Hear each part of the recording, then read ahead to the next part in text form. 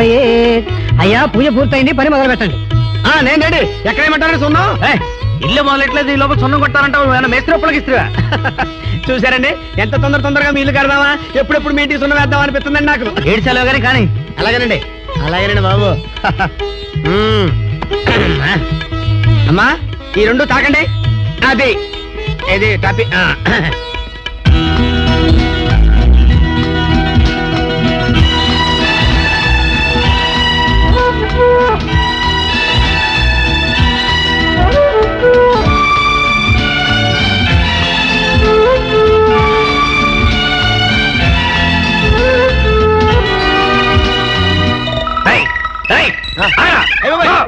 ఆగితే తిట్ల కార్యక్రమంతో పూర్తవుతుంది. పెట్టే కార్యక్రమాలు కూడా జరుగుతాయి.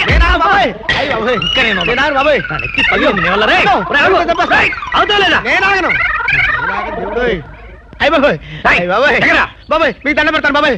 బాబాయ్ 2 లక్షలు తీసుకొస్తే ఇల్లు పూర్తి చేస్తానన్నావు, కనీసం కప్పు దాకా కూడా రాలేదు కదా. అన్నాలండి బాబు, కొత్తగా మేస్త్రి ఉండి ఓ 1 లక్ష రూపాయలు అటు అవుద్ది. అంత మాత్రానికి ఇంటి చుట్టూ తిప్పి కొట్టాలా? మనకి ఇసుక ఉందండి, సిమెంట్ ఉందండి, కలప ఉందండి, మీరున్నానండి, నేనున్నానండి. ఇంకొక 50,000 తీసుకొస్తే టాపులు వేసిపోతండి. ఉరేయ్ నేనున్నాను కదా, నా ఇంటి కప్పు లేకుండా చేసావు కదరా. ఉరేయ్ నా ఇల్లు పూర్తి చేసేదాకా నువ్వు గోడ కూడా తిరగడానికి వీల్లేదు, పైన ఉంచావు. వెళ్ళిపోతావేంటా బాబు? అయ్యో ఒరే సుబ్బిగా, నీ బతుకిలా అయిపోయిందేంట్రా. జీవితంలో పైకి వస్తావు అనుకున్నాను కానీ గోడ మీదకి వస్తావు అనుకోలేదు.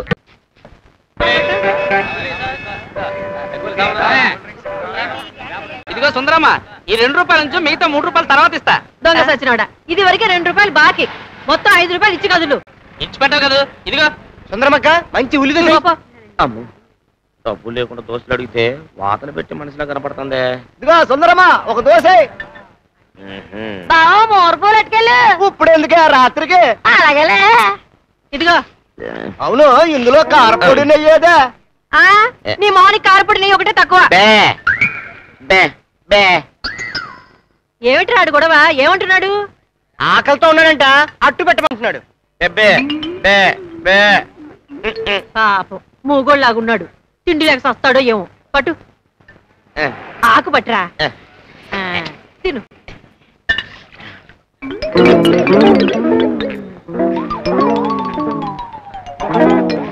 ఒరే మూగడా, ఆకలి తీరిందా? పాపం చెవుడు కూడా ఉన్నట్టుంది. ఒరేయ్ ఒరేయ్, ఇదిగో. ఏమే సుందరమ్మ, ఆడికేమో ఊరికనే పెడుతున్నావు, మాకు అప్పిమ్మంటారు ఇస్తావేటే? ఆడంటే మూగోడు, ఆడికి పెడితే పుణ్యం వస్తది, నీకు పెడితే నష్టం వస్తది. ఆ తర్వాత నేను ఈ పొయ్యి అట్టుకుని ఏడవాలి.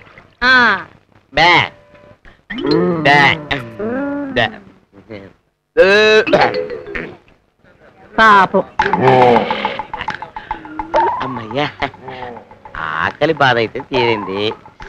ఎవడన్నొక్క బీడీ ఇచ్చాడనుకో 2 దమ్ములు లాగితుంటది. అన్నా మేస్త్రన్నా. ఏంటి? ఏం లేదన్నా, నేను బస్ దిగ్గానే నా సంచి, నా బట్టలు, అందులో ఉన్న డబ్బులు అన్నీ ఎవరో కొట్టేశారన్నా. డబ్బులు అడిగితే బాగుండదు కదన్నా, ఒక్క బీడీ ఉంటే అన్నా దవడలు లాగేస్తున్నాయి. బీడీ అడుగుకోవడం ఏంటా? సిగరెట్ అడిగితే బాగుండదు కదన్నా, అందుకని బీడీ అడుగుతున్నాను అన్నా.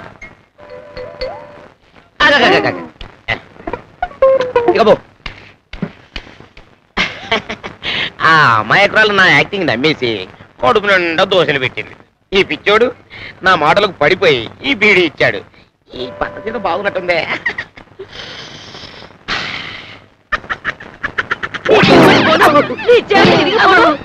నన్ను మోసం చేసి నా దగ్గర చాలా దోశలు తింటావట్రా? ఆకలేసింది. ఆకలేసిందా? నాకు నేను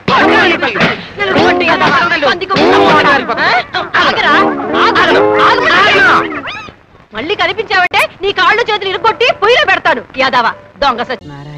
నారాయణ ఏమిటిది? ఢమాల్ ఢమాలను పడిపోతున్నారు. ఇవాళకి ఇది 3వ సారి. ఎందుకని? నీకు 3 ముళ్ళు వేసిన కర్మానికి ఇక లాభం లేదు. ఇలా పిచ్చి ముళ్ళు వేసుకుని నీతో పాటు అర్థభంగం చేస్తే నా మీద ఒట్టే. అదే రాధాస్వామి గారు, అమ్మగారు మిమ్మల్ని ఏకంగా కొంగుకు ముడేసి జాగ్రత్త పడుతున్నారు. సెకండ్ సెటప్ మీద గాలి మలకుండానా? నా బొంద, నా మొహానికి సెకండ్ సెటప్ కూడాను. ఫస్ట్ సెటప్ తోనే వేగరగా చస్తుంటాను. అది సరే గాని ఏకాంబరేశ్వర గారు ఉన్నారా? వచ్చేస్తారు రండి. శ్రీకృష్ణ, వేణుగోపాల త్వరగా రావయ్యా, వర్షం వచ్చేట్టుంది. ఏకాంబరేశ్వరాన్ని శ్రీకృష్ణ అని పిలుస్తున్నారేమిటి?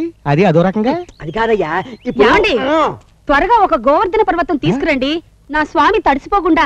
గోవర్ధన పర్వతం మార్కెట్ లో గోవర్ధన పర్వతాలు అయిపోయాయిట, గొడుగులున్నాయి, తెప్పిస్తాను, నువ్వు ఉండు. ఏడి అమ్మగారి గురించే టెన్షన్. నేను చెప్తాను కదా, ఏమీ లేదయ్యా. దానికి సాధువులన్నా స్వాములన్నా పిచ్చి భక్తి కదా. ఆ మధ్యన ఎవరో మధుర స్వాముల వారట, ఆయన వచ్చారు. ఆయన దగ్గర కృష్ణోపదేశం పొందింది అంతే. అప్పటి నుంచి 24 గంటలు ఆ కృష్ణుడితోనే భ్రమ. ఆయనతో మాట్లాడుతుంది, పాడుతుంది, నవ్వుతుంది. ఒకటేమిటి నా కర్మ కర్మ కర్మ కర్మ. అందుకోసమేనా ఇలా కొంగు ముడేసి జాగ్రత్తగా వెంట తీసుకొస్తున్నా? అది ఇంకో కర్మ.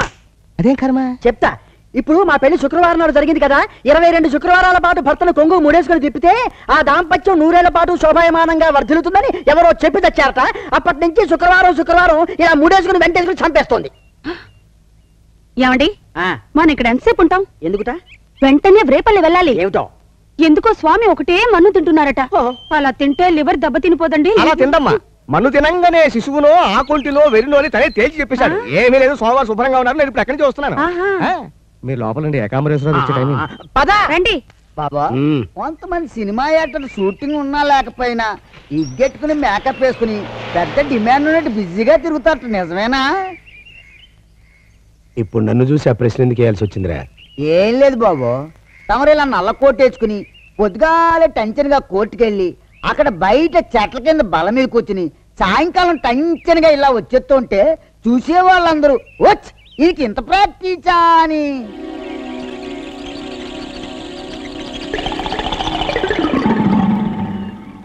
ఏమన్నా అన్నారా? అనలేదు, ఇప్పుడు అంటున్నా. అయ్యగారు వచ్చేస్తున్నారు. 70 ఏళ్ళు. నమస్కారం ఏకాంబరేశ్వర గారు. ఏంటి రాధాస్వామి గారు ఇలా సతీ సమేతంగా ఏమిటి వచ్చేసారు? వేణుగోపాలా, అలా నల్లగా బొగ్గులాగా అయిపోయావు? ఆ కళ్ళేమిటి ఎర్రగా రాక్షసుడు కళ్ళులాగా ఉన్నాయి? చూసారా, పూతన పాలు పట్టడంతో ఎలాంటి మార్పు వచ్చేసిందో నా స్వామికి. నీ బొంద, ఈయన శ్రీకృష్ణుడు కాదు. ఆయన గారు రథం వేసుకుని రుక్మిణి కళ్యాణానికి వెళ్ళిపోయాడు. ఈయన గారు ఏకాంబరేశ్వరరావు గారు, మన లాయరు. ఎందుకట్లా అరిచేస్తావు? మిషన్ పెట్టుకున్నా కదా. ఇప్పుడు ఎంజాయ్ చేశా.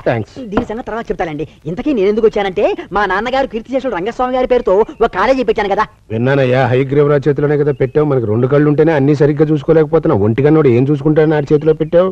అందుక మా కాలేజీ రిజల్ట్స్ అంతంత మాత్రంగానే ఉంటున్నాయి. ఇప్పుడు వాడిని వదిలించుకోవడం ఎలా? చాలా కష్టం. నీకు ఎంత కావాలంటే అంత తీసుకో, కానీ ఆ కాలేజీ మొత్తం తన సొంతం అయ్యేట్టుగా చూడమని కాళ్ళు ఏళ్ళు పట్టుకుని బతిమాలుతున్నాడు. నల్ల డబ్బు ఉంది కదా అని వాడి పేరు పెడితే హారిపేనుగా.